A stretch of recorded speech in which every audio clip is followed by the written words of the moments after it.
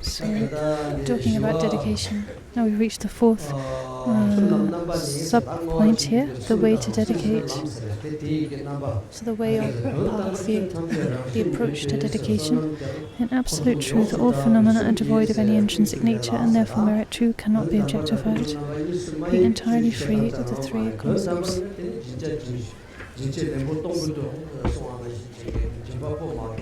So at the ultimate level, whatever phenomena it be, ultimately all phenomena are beyond this, or pure of the three concepts, meaning the three spheres of agent, object, and action. So thinking that things exist, that they are, then we have become confused. In reality, ultimately, things do not exist.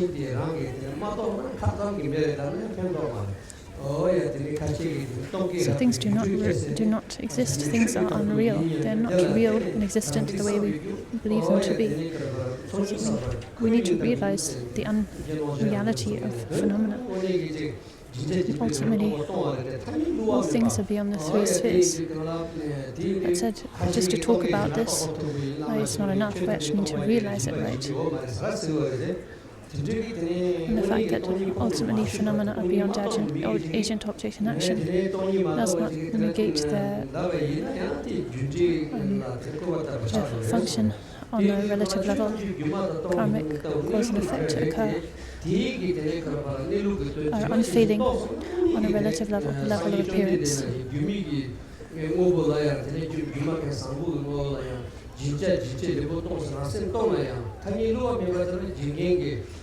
So as Buddha said when he dedicated the merit of the feast to the magician Vajra, if you remember that story Rinpoche told a few days ago, even the Buddha had to perfectly realize the non-reality or the fact that ultimately all phenomena are beyond agent, object, and action. Nevertheless, on the level of appearance, illusory, dreamlike appearance, then things appear and they function.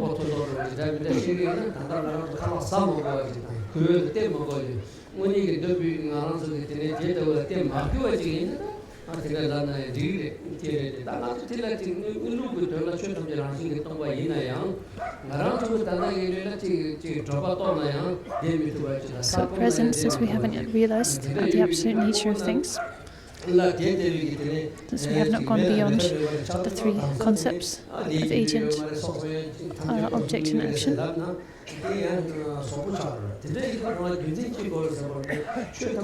we need to act accordingly. If we parrot lots of profound statements about the absolute nature, emptiness, and so on, but we haven't realized that ourselves, we're still bound by our concepts, by our relative experience, our hunger, our cold, our needs, and so on, then we're just fooling ourselves, right? So to parrot a lot of profound statements about emptiness and non-existence, and to degrade karmic cause and effect, to disregard the importance of shunning non-virtue and cultivating virtue, that's a grave mistake. Longchenpa, in his 30 pieces of hard advice, warned against this. So although on the absolute level, although ultimately all phenomena are empty, they're devoid of any intrinsic nature, nevertheless, in relative conventional truth, the level of appearance, or we could say the level of experience, every aspect of a positive action is like a dream or illusion. Although it appears it has no intrinsic nature, but nevertheless it does appear. It does appear and it does function.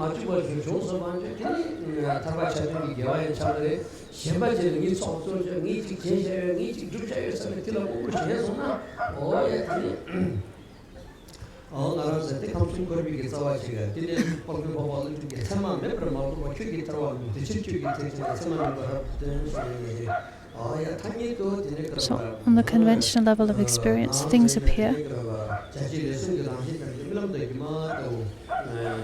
and yet they do appear, but they lack intrinsic nature. If we can understand this on the relative level, we experience agent, object, and action, but these are just like dreams, they're just like illusions.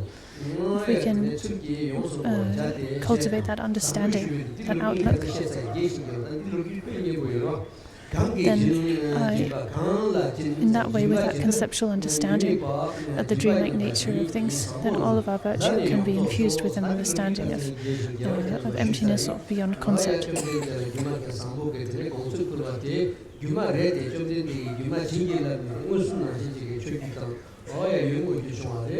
So when the magician Vajra created an illusion of a banquet and offered it to the Buddha, although that was an illusion, nevertheless Buddha partook of that illusion, right?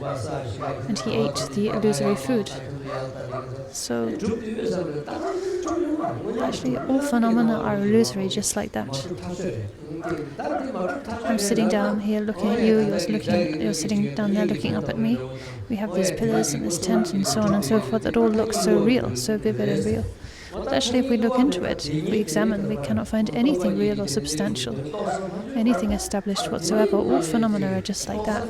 All appearances are no more than dreams, no more than illusions.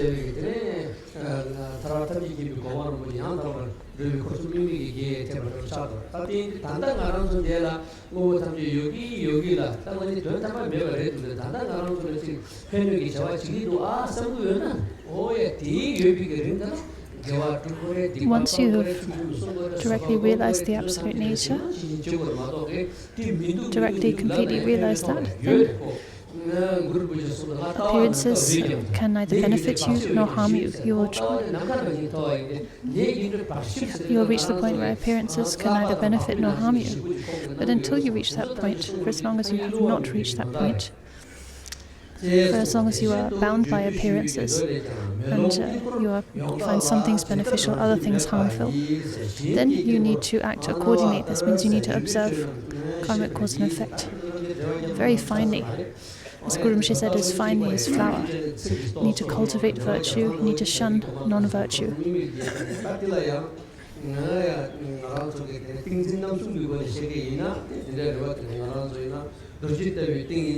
So we have the threefold division of samadhi: illusory samadhi, Vajra-like samadhi, and the hero's samadhi. So the illusory samadhi refers to samadhi of illusion. It sees everything as just like illusions and dreams. So that's what we're referring to here when it says all phenomena are like a dream, like a magical illusion.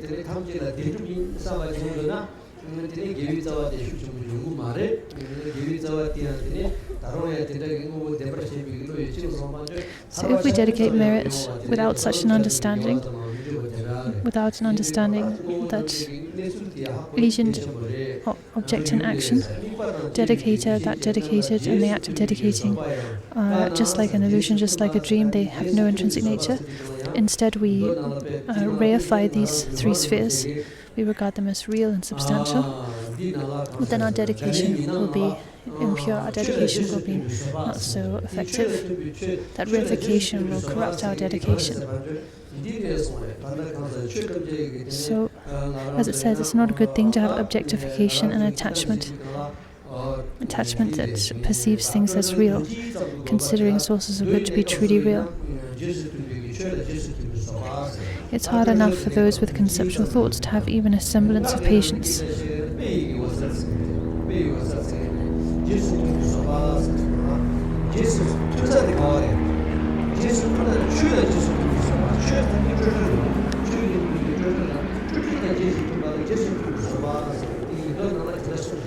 So when we talk about patience, one of the types of patience Buddha taught is the patience in the face of patience that endures profound ultimate, that can accommodate the profound ultimate nature of things.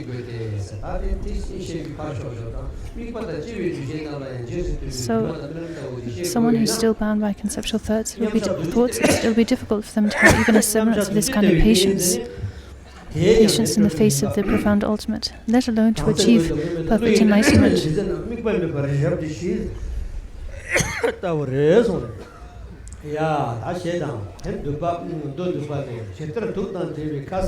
Conceptualizing good deeds, the Buddha said, is much the same as eating good food mixed with poison. So if you eat some food mixed with poison, well, it'll fill your stomach and quench your hunger for sure in the short term, but in the long term it's going to kill you.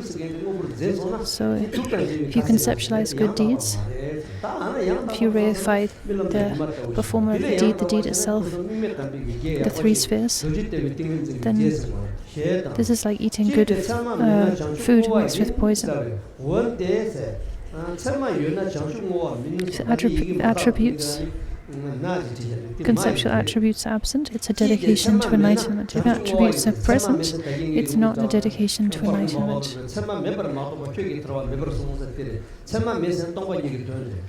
So, attributes are present, or lack of attributes refers to emptiness, the state of emptiness. So the three gateways to liberation, infusing one's dedication with the three gateways to liberation, with an understanding of the lack of attributes, lack of conceptual attributes. This is how we should dedicate our virtue to enlightenment.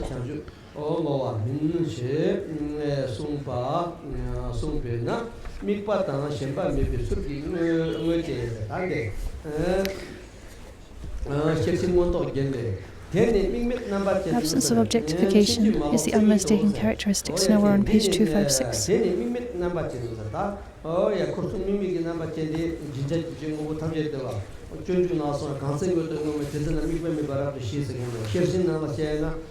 So the very same thing is taught in, for instance, the way the Bodhisattva and elsewhere in the personal Paramahansa scriptures and so many other texts.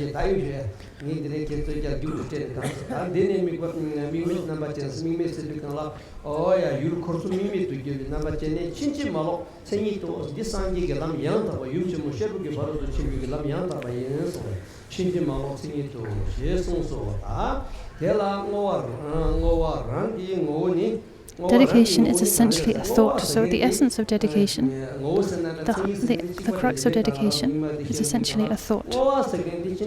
That of transforming sources of good into the intention to gain enlightenment. So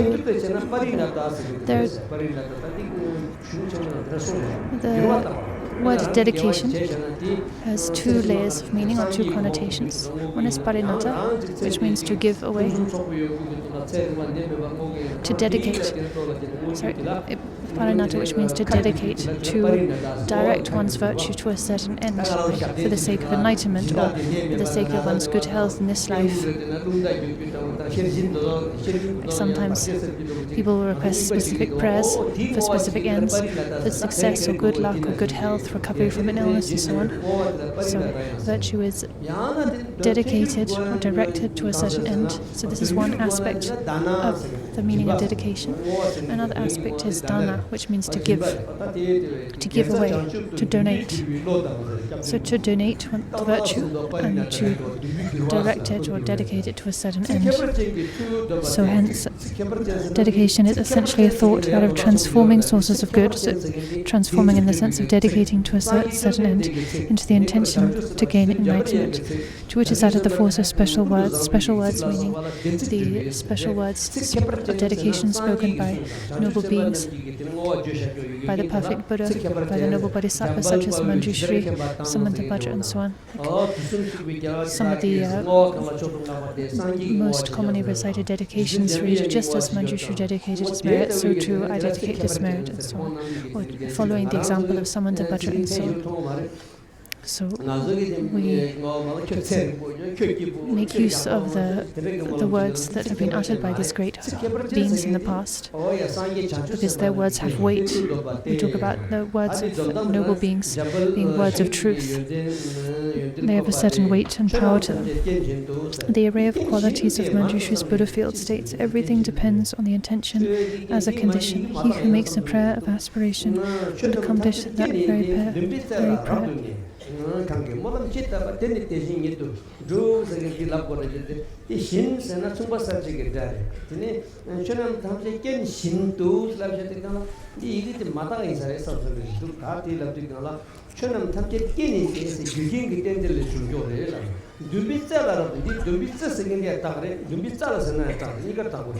Kashidan Dubitsasan, Dubitsawa, the Dumbal took the rest against our Yan says the Tajurko, it says Samuel, the congregation and degrees of Kimbushiki with the Sundu. The Indian Marta Chige in that day, Shunan Dubit Sala, Raptuni, Sekinda, very similar to these lines. In other scriptures, we find almost identical but slightly different version of these same lines, which we could translate more as something like all phenomena are conditional. They rest on the tip or on the strength of intention. So they're slightly different versions of essentially the same lines found in different scriptures. All phenomena are conditional. They rest on the tip, or some scriptures say on the strength of intention or aspiration. What then is the difference between a dedication and a prayer of aspiration? This is such an important distinction that Kyabje Rinpoche is making for us here. Most scholars appear to maintain that these are two different names for the same thing, that dedication and aspiration are the same. However, the tradition of our omniscient Dharma King Longchenpa, so for the Nyingmapas, the authority is Longchenpa.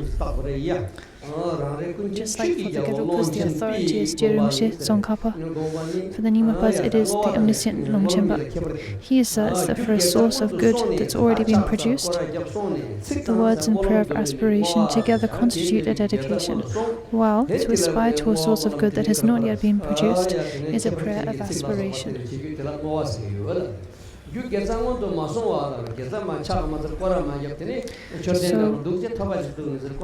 to make a dedication, you need some virtue that has been produced. So, you do a circumambulation, you do some prostrations, what have you, you create some virtue, and then you dedicate that virtue. But if you haven't created any specific virtue, you haven't gone out and done circumambulations, prostrations, or what have you, well, you cannot dedicate because you have not produced virtue to dedicate, but you can make an aspiration. That does not require for that to be, aspiration doesn't require aspiration doesn't require virtue to have been produced, whereas dedication does.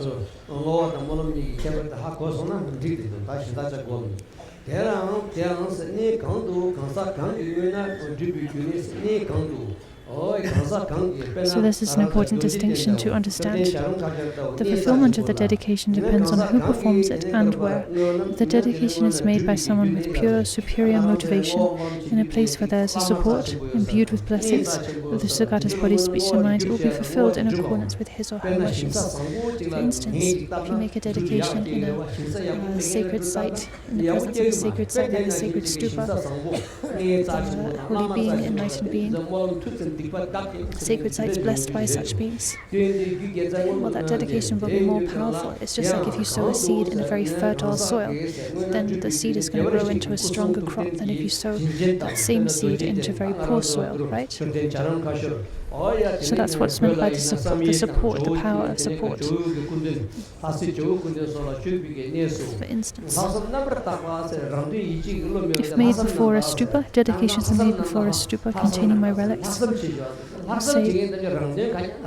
for a precious blessed statue like the Jo Buddha statue in Lhasa, and they're made with pure intention. We talk about having pure intention, or we could say sincere intention. That means pure intention means free of selfish aims. This is not, I'm not just saying this. Georgia Tisha talks about pure intention in his sevenfold instruction in generating bodhicitta. The sixth point is pure intention, generating pure intention free of selfish aims.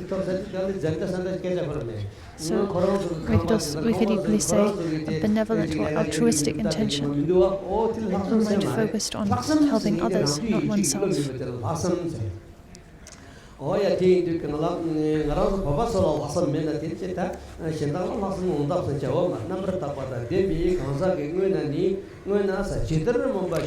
having pure intention, being free of selfish aims, that is crucial.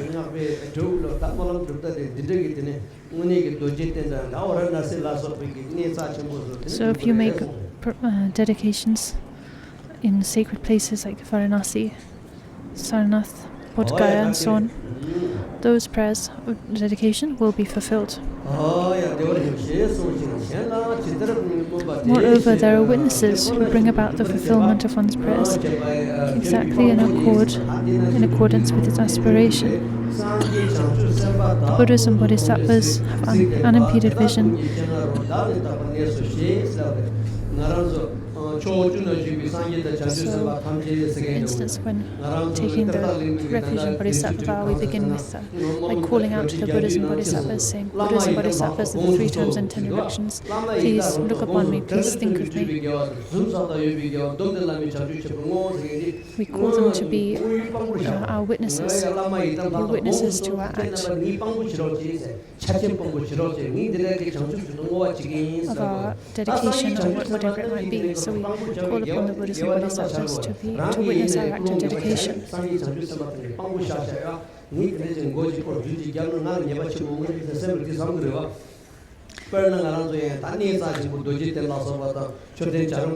we take the Buddhas and Bodhisattvas as our witnesses when we make dedications, then this makes us more vigilant and conscientious about acting accordingly in the future. There's naturally a sense of shame. I've made this dedication, I've made these prayers, I've said this and that in front of the Buddhas and Bodhisattvas. With their unimpeded vision, they have seen, they have witnessed my prayers. If I now go against, if I now break my pledges, if I act in discord with the prayers I've made, then all of the Buddhas and Bodhisattvas will see what I'm doing. How shameful is that? So it helps us maintain a sense of integrity, or we could say conscientiousness.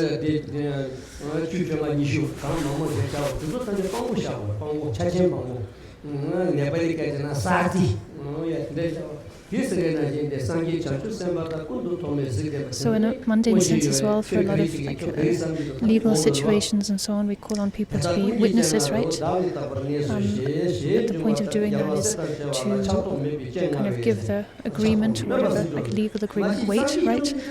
It's been witnessed by certain people, so therefore, you have to honor the agreement you've made because it's been witnessed by others. Other people know about it, so it works in a same way or similar way. We call upon the Buddhas and Bodhisattvas to be our witness when we make dedications and so on and so forth. So in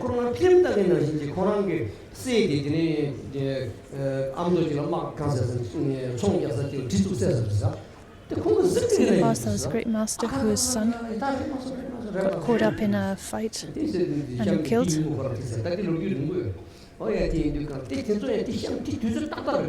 With his clairvoyance, he saw it happen in his mind's eye. The very moment his son was stabbed and killed, he was aware of it.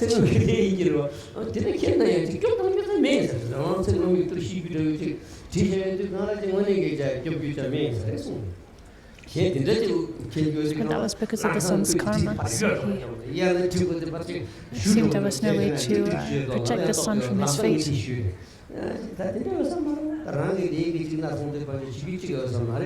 But nevertheless, with the master's clairvoyance, he saw this happen to his son. His son was a long way away, but with his wisdom eye, he saw this happen. Vivid as, he saw it happen crystal clear. But as I said, seems there was nothing he could do about it, because it was his son's karma. Sometimes when it's a karma to experience something, there's nothing that can be done to intervene. Since they have unobstructed vision, the Buddhas and Bodhisattvas know our excellent thoughts and deeds. So just like this master seeing his son's death. So with this in mind, you should maintain clear faith in the teacher and the three jewels, intense compassion, and so on.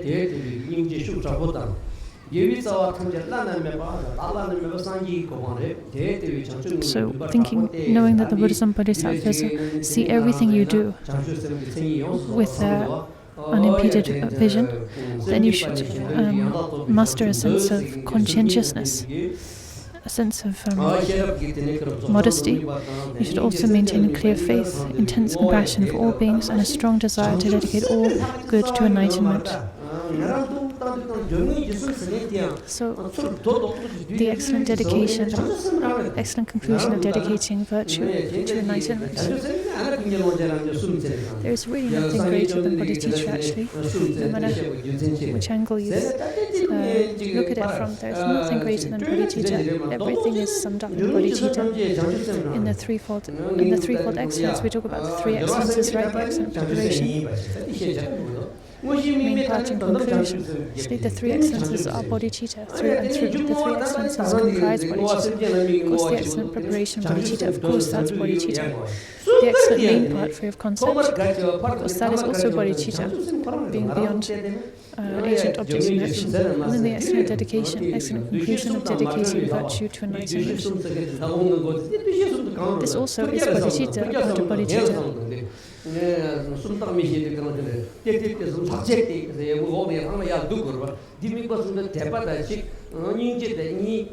So with faith, with compassion, and with bodhicitta. So when it says without abandoning these three feelings, what does that refer to? It refers to what's mentioned above, having faith, compassion, and bodhicitta. So the strong desire to dedicate all sorts of good to enlightenment, that's bodhicitta, let's say. Without abandoning these three feelings, faith, compassion, and bodhicitta, and keeping concentrated in your superior motivation, which I translated a moment ago as pure intention, this altruistic mindset.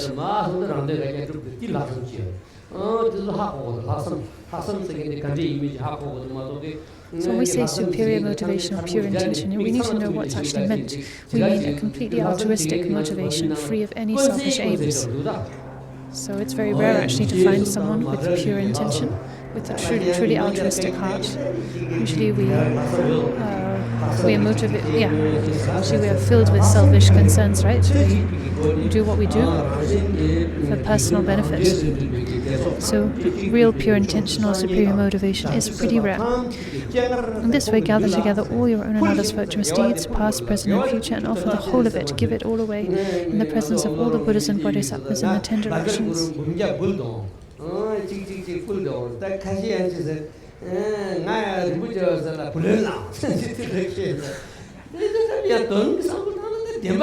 So, the elderly practitioners up in Humla, surrounding areas, they make commitments to, in my presence or another teacher's presence to accumulate, say, 10 million Vajrabuddha.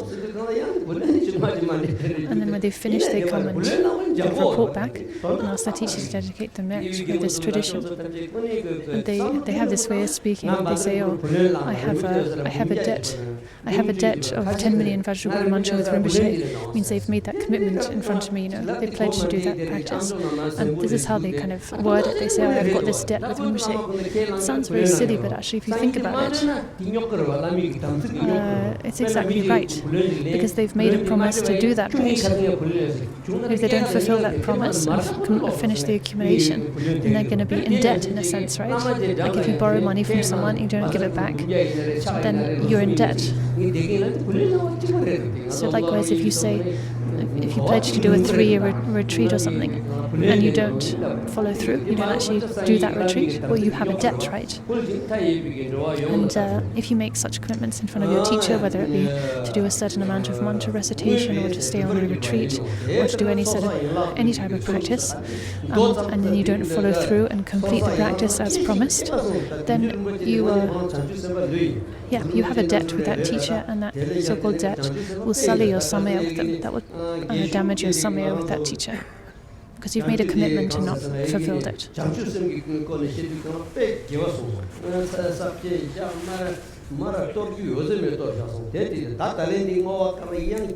So when explaining bodhicitta earlier on in the commentary, Jishin Rinpoche gave such a deep and detailed presentation, rich with quotations and divisions and categories, pointing out different aspects and angles of bodhicitta.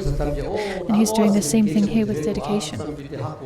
So as we read through this part of the text, all these different aspects of dedication, we need to really take it to heart. Take to heart the importance of bodhicitta. The importance of dedication. Of course, the importance of bodhicitta, but here we're talking about dedication. The crucial importance of dedication. So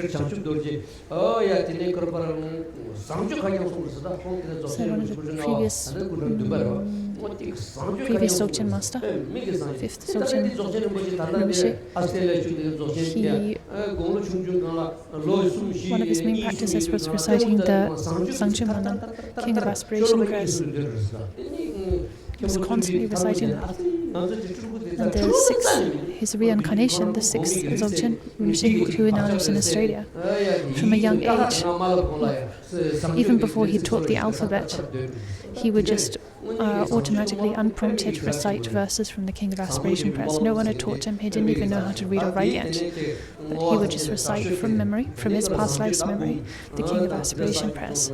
So his tutors and disciples would say, this child really is the undisputed incarnation of our teacher. Without a doubt, he's the incarnation of the 5th Dzogchen Rinpoche.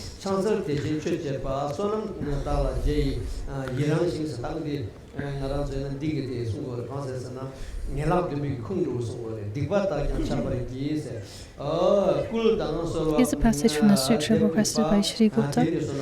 So this is a quotation from a sutra. This is therefore the words. This is the words of the Buddha.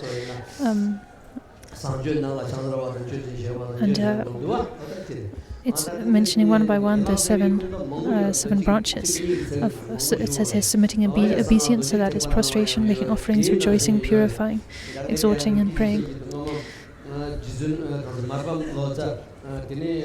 So this shows us the root of the 7 branches. The 7 branches stem from Buddha Shakyamuni's teachings himself. They were taught by Buddha himself.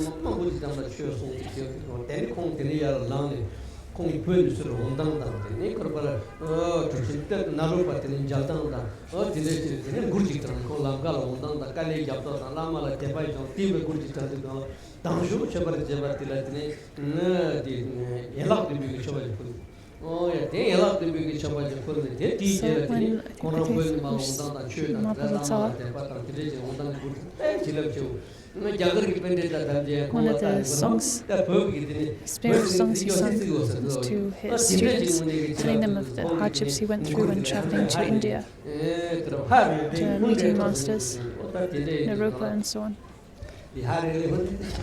Anyway, this beautiful spiritual song he sung begins with the 7 branches.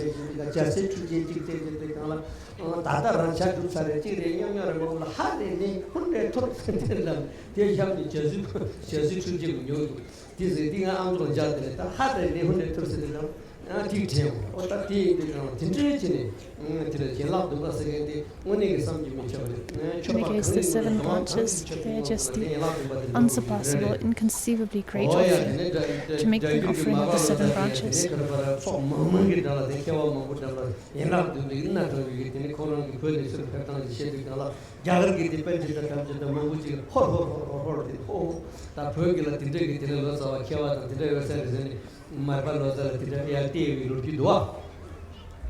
So actually Mapa sang this song, which opened with the 7 branches, to a group of pandits in India, and they were so impressed. So sorry, not to his own students, but to a group of pandits in India, telling them of the hardships he'd encountered on his journey from Tibet down to India to meet his guru and so on. And the pandits were so impressed by his song. They thought, wow, we had no idea there were such great masters and Lotsawas in Tibet.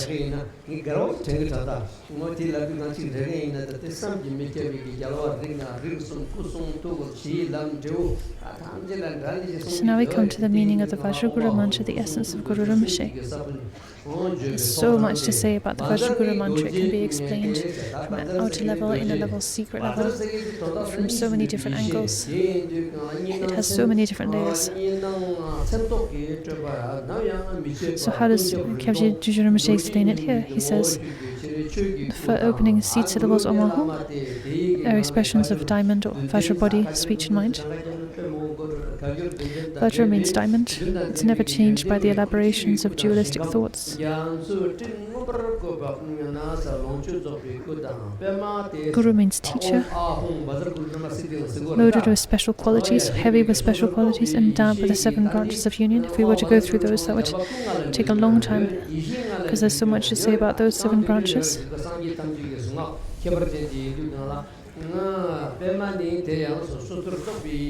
So all of these syllables actually, as I said, can be explained, of course, in these ways, but in many other ways as well, because they're so rich in meaning. Pema, or lotus, refers to the radiant awareness of discriminating wisdom, spontaneously appearing as a reflection or manifestation. This is therefore the body of manifestation. These 3 bodies are inseparable in the teacher, diamond bearer of Uddiyana. Diamond bearer is the English translation of Vajradhara. Vajradhara is the name of Buddha. And there are some people, and it's explained that Vajradhara is the Kagyu Buddha, Samantabhadra is the Nima Buddha, Vajrasattva is the more general Buddha, and so on and so forth. Maybe there's something to that explanation, but that's not really how it is. In Longchenpa's treatises, he explains that Vajradhara, Samantabhadra, and so on, these are synonyms. These are actually synonyms. That said, he explains from one perspective, they can be referring to slightly different things, different aspects of enlightenment. For instance, we have the 3 kayas. The 3 kayas can each be further divided into 3, like Dhammakaya, Dhammakaya, Dhammakaya, Samokakaya, and so on. So like the Dhammakaya, Dhammakaya. So okay, Dhammakaya is Samantabhadra, Dhammakaya is Vajradhara, Dhammakaya Namanakaya Vajrasattva. So according to this scheme, we can explain it like that. Then Sambhogakaya, Dhammakaya is Vajradhara, Sambhogakaya Vajrasattva, Sambhogakaya Namanakaya Avalokiteshvara, then Namanakaya Dhammakaya, Amitabha, Namanakaya, Sambhogakaya Avalokiteshvara, and Namanakaya Bodhisattva Muni. So there are also these angles. So these terms also have these more specific meanings. What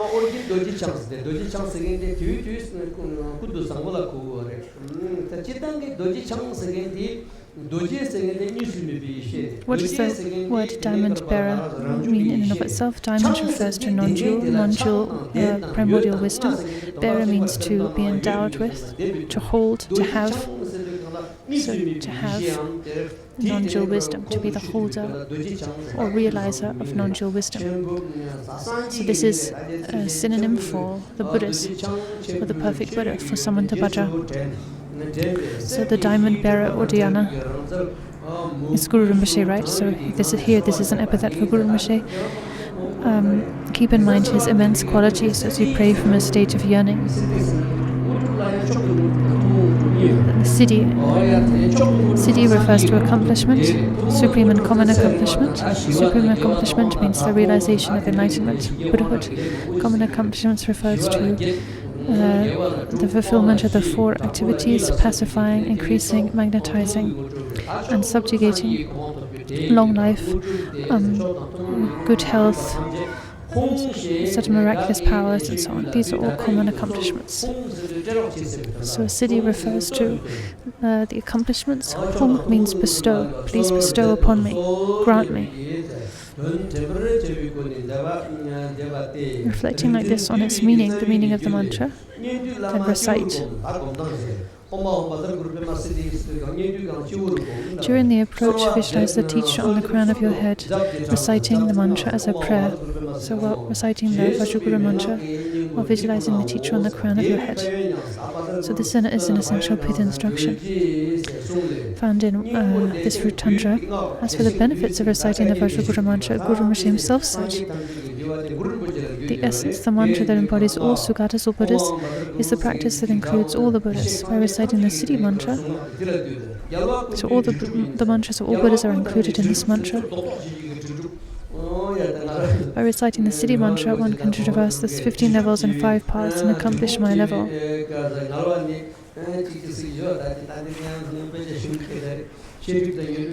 So the mantra that embodies the Sugatas, it's like that rolls all of the Buddhas into one, is this mantra, the practice of this mantra. So the 15 levels, which is in the Sutra teachings, enumerate 11 levels, the Tantric teachings enumerate 15 levels on the path to enlightenment. Then we have the 5 paths. So by reciting the siddhi mantra, you can traverse the stages and levels, the stages and paths, and reach my level, reach the level of Guru Rinpoche. It's the same as reading all the sacred teachings of all the Buddhas, of the past, present, and future. Chanting the Vajraguru mantra is the same as chanting the entire Kangyur and so on. Because of it, by reciting this mantra, the phenomenal world will quake. Through the blessings of the Vajraguru mantra, the earth will shake.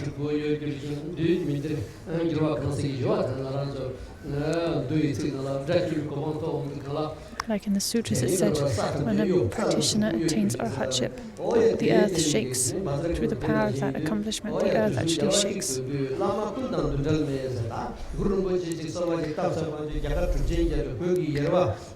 Condensing the Buddhas of past, present, and future. The Buddhas of past, present, and future, the 25 heart disciples, all of the great masters of India, Tibet, so on and so forth, are contained within this mantra. The Dakinis and Dharma protectors of the 8 great channel grounds and so on. They will gather like clouds. When you chant the Vajraguru mantra, you are chanting Guru Rinpoche's name, and when they merely hear Guru Rinpoche's name, the Dakinis and Dharma protectors of the sacred sites and places, they will gather like clouds. They will gather around, and all the hosts of Dakas and Dakinis will be helpless but to come in person.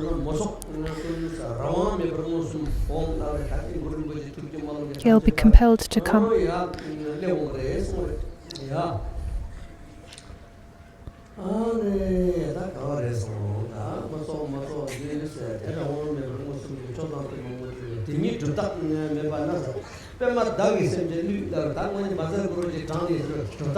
And they'll bestow the supreme and common accomplishments. And there will be, if there are no signs of this happening, there are no signs of accomplishment from reciting my mantra, then I, Padma, have deceived beings. So he's making a promise here, right? When you do recite the Vajraguru mantra, those who accumulate the Vajraguru mantra, they do experience signs, right? Signs of progress, signs of accomplishment. Therefore, fortunate children of the future, keep this in your hearts. This is my pledge. There is nothing more blessed and sacred than the Vajraguru mantra. No mantra more blessed than this. The 12-syllable quintessence of the lotus wand, the 12-syllable mantra, Vajraguru mantra, recited 1,200,000 times will render void the seed of cyclic existence. So I always quote these lines. So they are the words of Guru Rinpoche himself. The Vajraguru mantra has 12 syllables, right? So it's called the 12-syllable quintessence. When you recite this 1,200,000 times,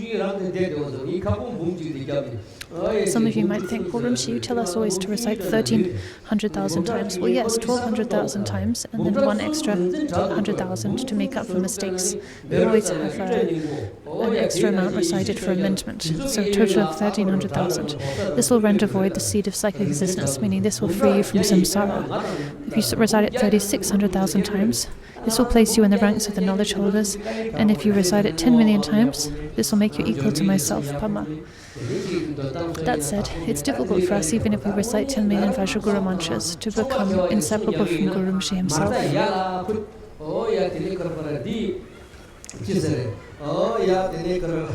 Because when we practice the Vajraguru mantra, we don't have our practice is not always infused with the three excellences of bodhicitta, main part, and dedication.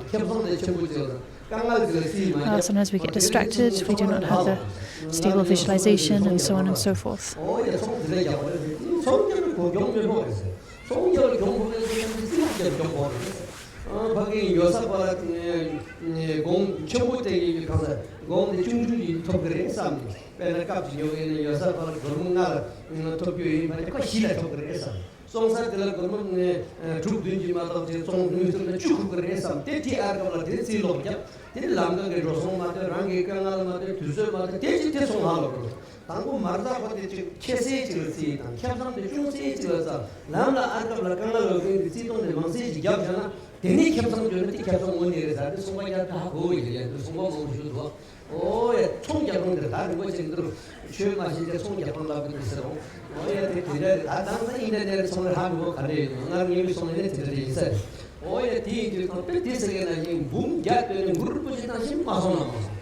So anyway, so it might be difficult for us, even if we recite 10 million mantras, to become inseparable with Guru Rimshi himself, to reach that level.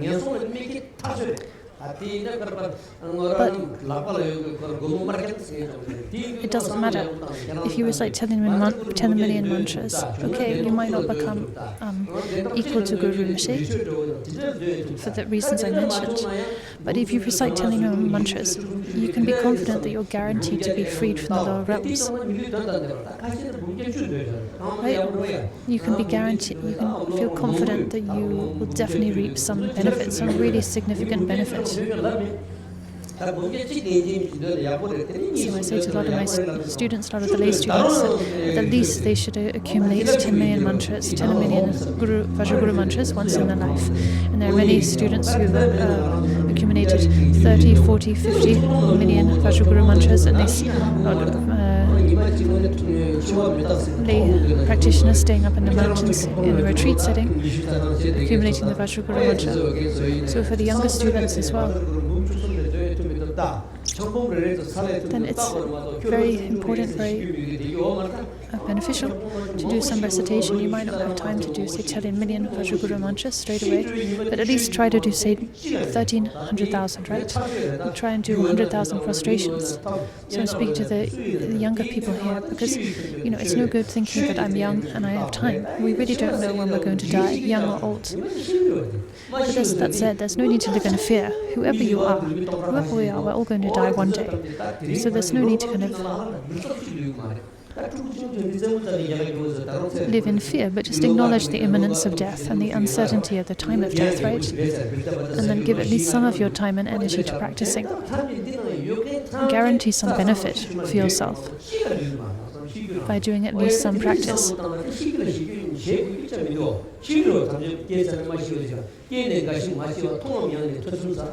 It's inevitable that we'll all die. There's no way to escape it. So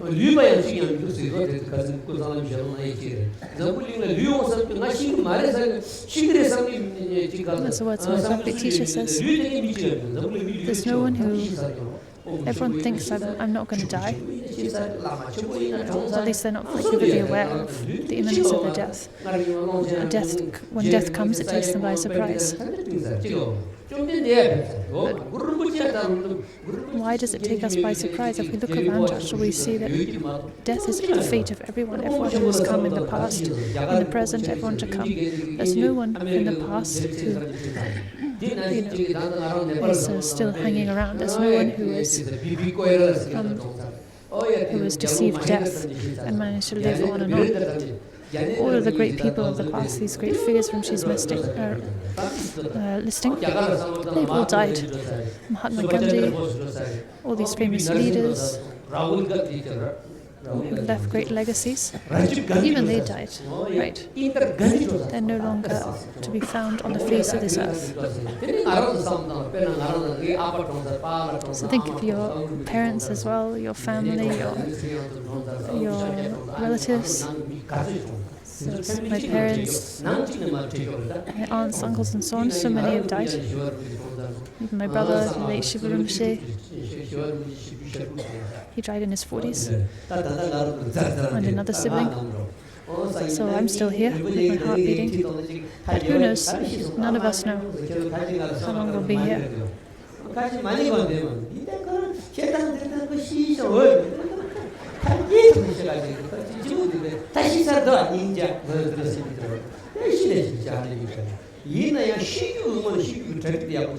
So there's nothing surprising.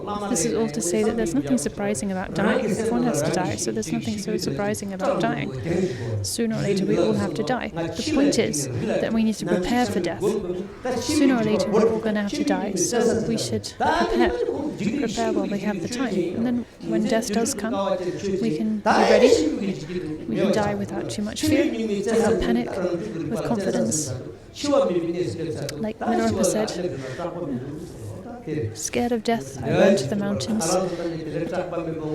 Scared of death, I devoted myself to practice day after day. And now I've reached the citadel of confidence. Now I am fearless in the face of death. So for the practitioners here, the renunciants, and so on, they should make use of their opportunity to stay on retreat, to practice those 2 stages, approach and accomplishment and so on, to develop themselves through practice, to maintain their samaya purely. And then when death comes for them, they'll be able to die with dignity and confidence and without regret. For the lay students, practicing the Vajraguru mantra and so on. So the point is we should prepare. And then when death does come, it won't be a problem.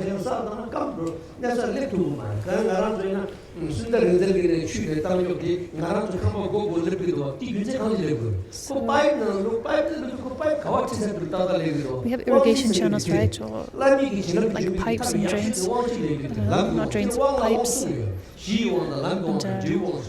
irrigation systems that bring water from, say, up in the mountains, from reservoirs down to, well, into our own kitchens, our own houses, right? So the 4 empowerments is kind of like that, just like pipes that bring water from its source down into our own houses, into our own home. The 4 empowerments is how we receive the blessings from the source. This is how the 4 empowerments, which we practice when in this, the 4 empowerments, as explained here, what we call the path empowerment. So we practice self-initiation, receiving empowerment from the Guru. In our own practice, this is called the path empowerment. And this is just like water, just like pipes transport water from the source into our own homes. Receiving the 4 empowerments in this way is a way for us to bring the blessings into our own being. The stories about Khenpo Gangshar.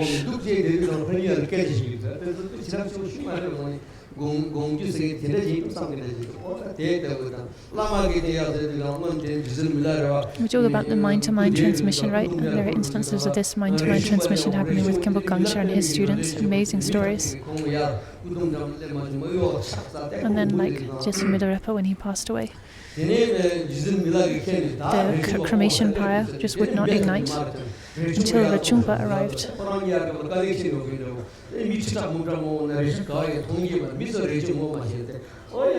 Rachungpa had been away for some time, so the newer students didn't even recognize him. But Jetsun Milarepa and Rachungpa, they had this mind-to-mind connection.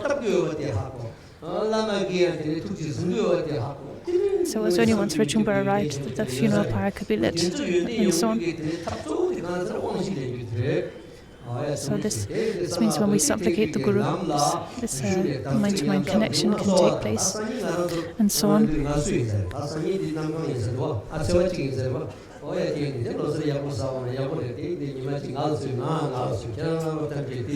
To receive the four empowerments, we need to supplicate. Anyway, tomorrow is a break day, right? For a lot of people, it's Losar, New Year.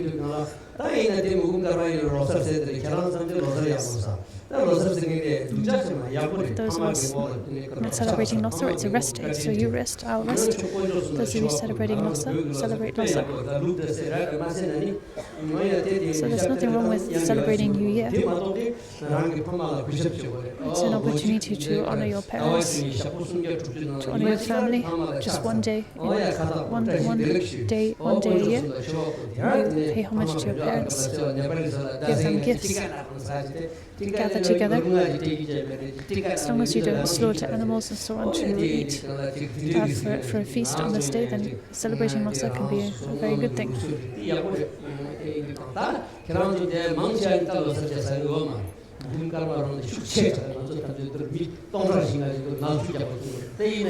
But that's it, the majority of us are not actually celebrating Losar tomorrow. So those of you who are not celebrating Losar tomorrow, make use of the day, also rest, do some circumambulations around the stupa, make some offerings. If you have energy, go and visit some of the sacred sites in the valley. Go on pilgrimage, or at least rest, reflect. And there are especially 40 or 50 international students here. So tomorrow, all the international students, please come and see me. So imagine you guys have a lot of questions. Usually the international students have so many questions, all sorts of questions. That's how you guys are. And maybe you're like writhing with discomfort because you haven't been able to ask your questions up until now, you know? So please come and see me around 40. Make a list of all your questions. So you need to prepare. Come and see me at 4 and be ready to ask your questions on the spot. So you need to prepare, right? Don't, arrive in my house and then kind of be all spaced out and speechless. Otherwise, we're just wasting our time. So ask any and all questions you have. If I'm able to answer them, I will answer them. And if I can't, because I don't know the answer, then I can't answer them, and there's nothing too devastating about that. If you don't have any questions to ask, then no need to come. You can rest, and also then I'll get more rest. But if you have questions, then international students, if you have any questions, you can come tomorrow at 4 with Laura, and she'll translate. Tibetans, you usually don't have very many questions, and that's actually a really good thing because you have such deep-rooted faith. You have such faith. I can just say, the teacher can just say, Guru Rinpoche said this, it's like this, and Guru Rinpoche said so, and you accept it and you believe it. That's such a wonderful thing. But the international students are not like that, right? They say, Guru Rinpoche said this, but then a lot of international students will be like, well, why? Why? What's the logic behind that? What's the rationale? How is it proved? I said that amongst the Tibetans, the Khenpos and scholars might be a bit more more inclined to have questions, but the average Tibetan is just happy to accept the authority of Guru Rinpoche and Buddhist words. So the Westerners, international students, tend to be more skeptical. That said, there are some Western students, older students, who have really stable faith.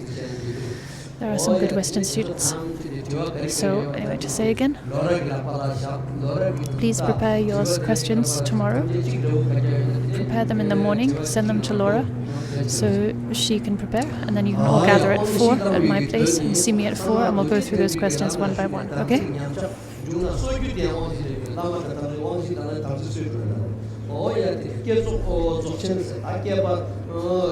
so receiving the four empowerments to repair any deteriorations that may occur, and so on. We take the root, maturing empowerment. To repair any deteriorations of the commitments that may occur after we've entered the secret mantra diamond vehicle, to be empowered to practice the whole path, to avoid hindrances and deviations from the path, and to make all the special qualities grow and more and more. All these depend on their root, the maturing empowerment. Empowerment is so potentially potent and powerful. It is it's a really powerful transformative means, like the story I told about Guru Chuhi Wangchuk and his disciple. Merely by bestowing empowerment,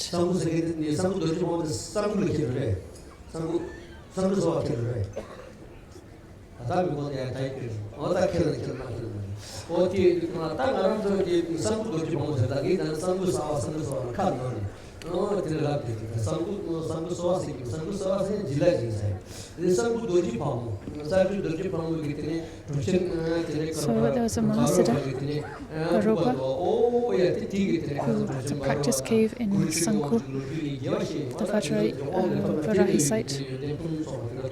Sanku, which is just nearby, just near here. He received empowerment from his Guru Chuhi Wangchuk and completely transformed just by receiving empowerment right there and then during the empowerment. And Tibetans love to receive empowerments. Empowerment is a very powerful method, and even the word empowerment contains so much meaning. Generally speaking, empowerment means to scatter and to pour, to scatter obscurations, dispel obscurations, and pour in the blessings. And as I've mentioned before, there's a lot more to say about empowerment, like the two conditions, two causes and four conditions that must all be present in order for empowerment to actually take place. Empowerment is often described as maturing empowerment. So say you have what empowerment does, it ripens what you already have the kind of the basic good, the basic thing, but it's not yet ripe. So empowerment ripens just like you might have a fruit tree. The fruit is on the tree, but it's not yet ripe, right? And you can't eat it until it's ripe. So unless one has the support of the empowerment, one will not accomplish the secret mantras. One will be like a boatman without oars. You're just floating around in a boat, unable to direct yourself. Without empowerment, there's no accomplishment. One cannot obtain oil by pressing sand. There's this funny story about someone who got drunk, went down to the river, got in their boat, but forgot to take the oars with them. And was stuck out there all night, just floating, drifting around on the river. And then when the sun came up, they were stranded out. People saw them stranded out on the river with no oars.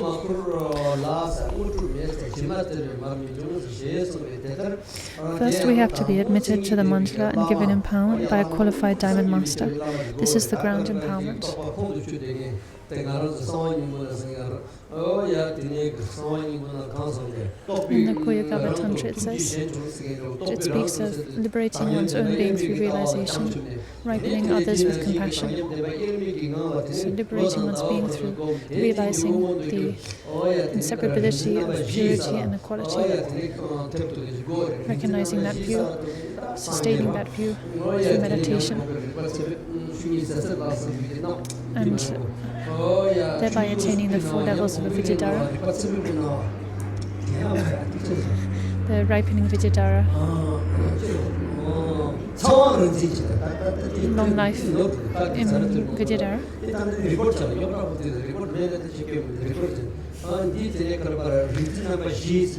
There are four types of Vidyadhara,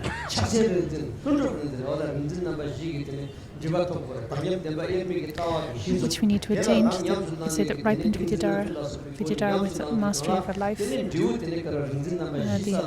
Vidyadhara of the Great Seal, and then the spontaneously accomplished, fully accomplished Vidyadhara.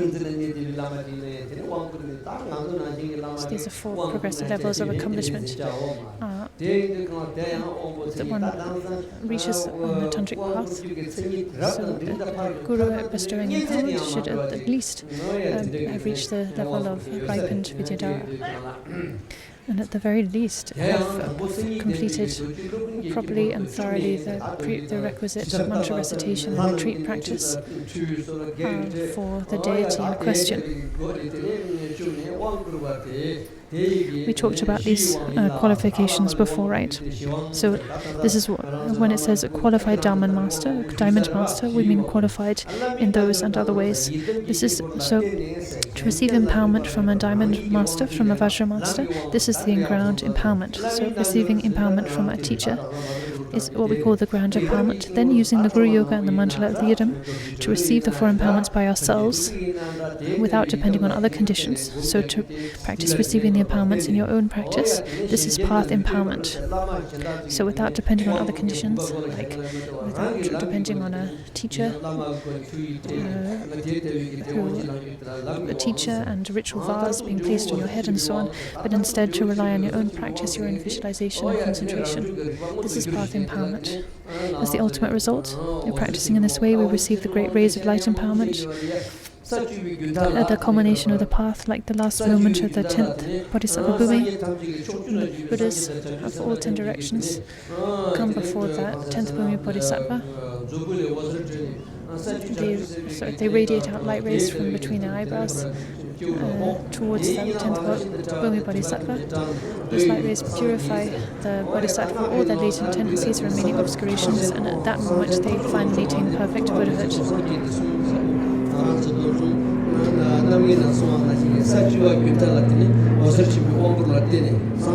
So this is described in the treatise on the 3 vows and so on. So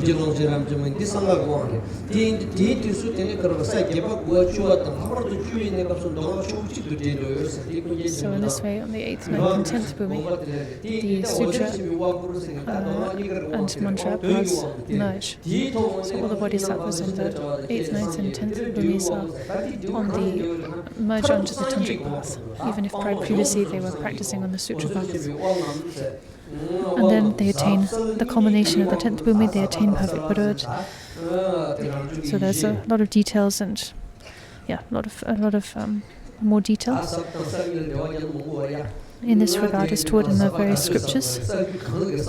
So it says here the empowerment of indivisible profundity and radiance. So what is meant by profundity here? What's meant by radiance here? This is explained in detail in the scriptures.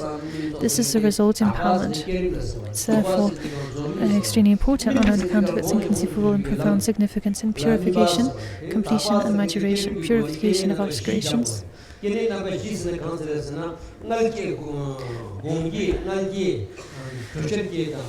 have 4 types of rebirth: egg birth, womb birth, heat and moisture birth, spontaneous birth. And we have 4 types of generation stage practice to purify these 4. So generation stage is to reverse our conception of our physical body, our aggregates, our impure perception of the aggregates. That's primarily what the generation stage does.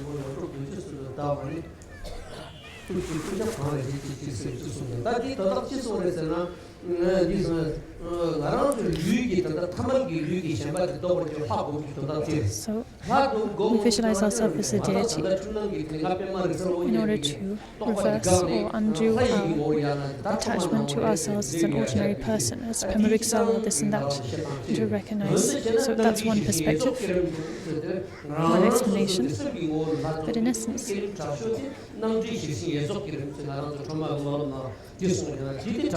to recognize the basic state of things, the primordial purity of appearance and existence, and to actualize this basic state, then we practice the generation stage. That is one style of generation stage practice, as described in the Drima practice.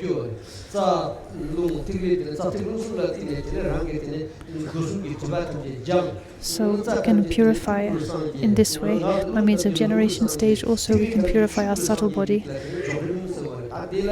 by means of the completion stage, training in the subtle channels, winds and essences, purifying them into the 3 kayas.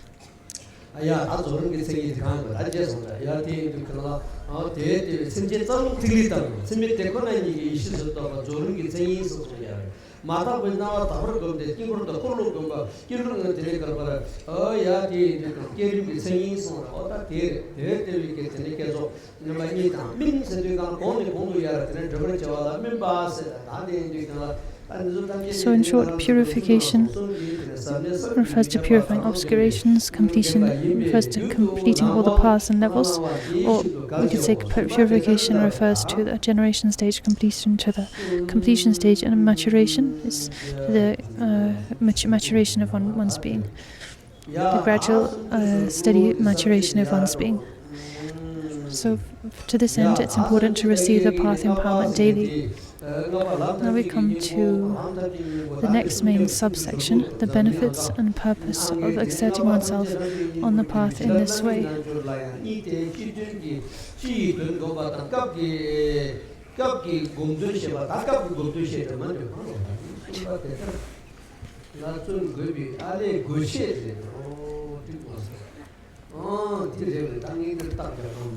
So this explanation of Guru Yoga has two main sections, right? General points to be understood and the points of training in this case. And the first of these was divided into three. So we've covered the first two of these three. And we come to the third, the benefits and purpose of exerting oneself on the path in this way.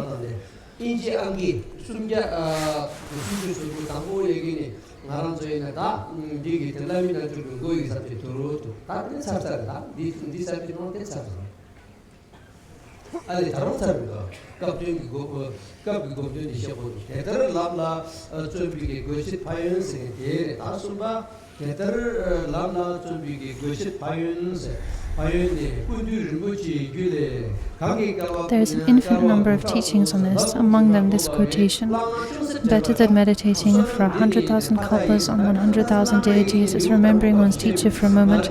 The merit of this is infinite. So at the very opening chapter of this commentary, we spoke extensively about the benefits of the Guru in the context of how to follow a teacher. So, in a sense, no need to go through these points again, but maybe some of you have forgotten them. For those of you who have not forgotten, well, this is just a refresher. So, compared to meditating for thousands of kalpas on 1,000 different deities, superior to that is to simply remember your own teacher for a moment. The merit of doing so is infinite.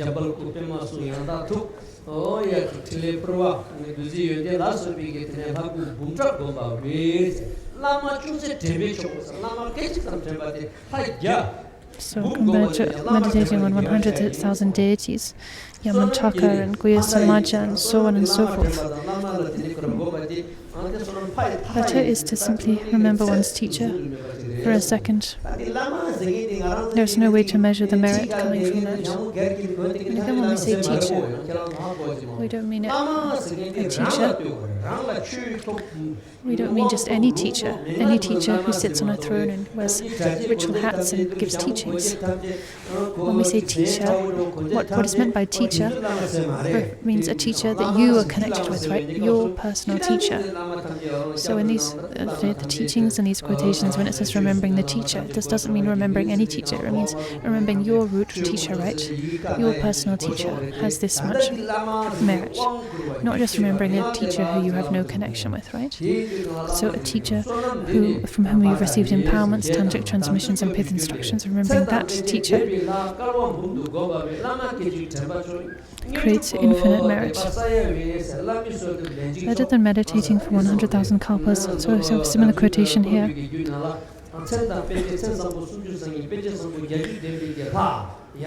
Better than meditating for thousands of kalpas on Buddhas, deities, all the major and minor marks, 32 major and 80 minor marks, is to think of one's teacher for a single second. Better than 1,000,000 recitations of the approach and accomplishment mantras is a single prayer to the teacher. Different ways to describe this. So when it says thinking here, thinking of one's teacher, different ways of thinking, a conditioned or conceptual way of thinking, and then innate, what we call innate, unconditioned way of thinking. So the innate, unconditional way of thinking is the best. Of course, this means to merge your mind inseparably with the Guru's wisdom mind and to rest in the natural state, which is the essence of the Guru's wisdom mind. To recollect them in that sense by merging inseparably with the wisdom essence. That said, that is the supreme way. Even to think of them conceptually, that is still an enormous benefit and merit.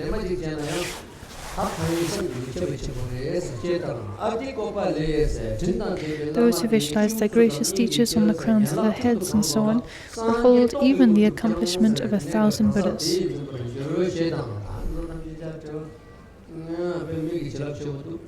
These quotations, these statements are rich with blessings. Fortunate disciple, far superior to the massive merit that comes from the virtual body, speech and mind of all the Buddhas, all those victorious, virtuous, transcendent Buddhas who dwell in the 10 directions. Superior to that is the merit of a single one of the Master's paws. Why is this? So the Master's paws, the Guru's paws. Why is this? Fortunate disciple, bodhicitta is the essence of the Buddha's wisdom.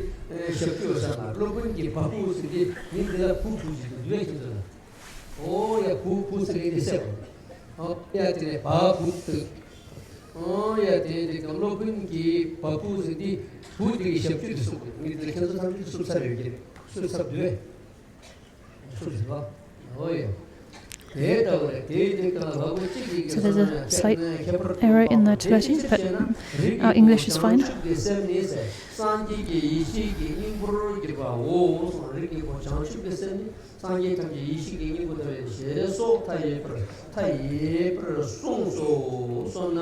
we dedicate the merit and we stop here for today.